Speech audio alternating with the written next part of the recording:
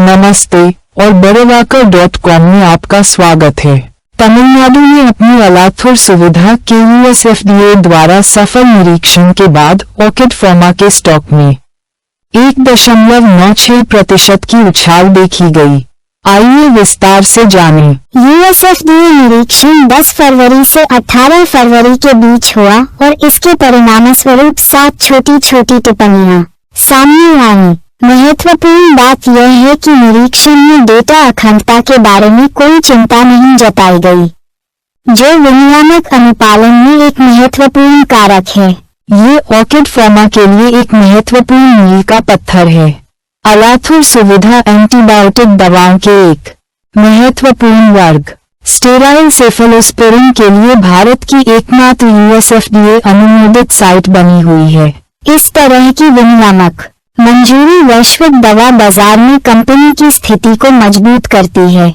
इसके साथ ही orchid pharma ने अपने ईयू-जीएमपी प्रमाणन का नवीनीकरण भी हासिल किया, जिससे यूरोपीय विनियामक मानकों के साथ इसका अनुपालन मजबूत हुआ।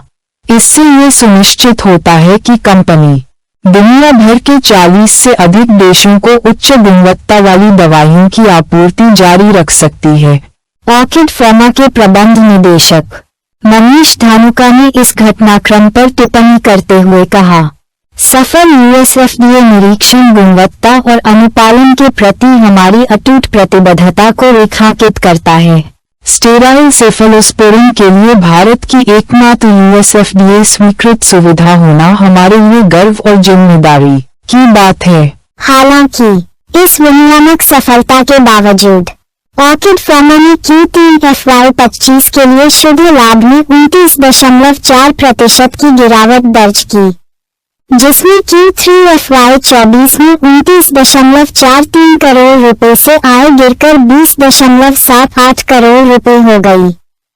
राजस्व में भी 1.5% की गिरावट देखी गई, जो 217.34 करोड़ रुपए तक पहुंच गई।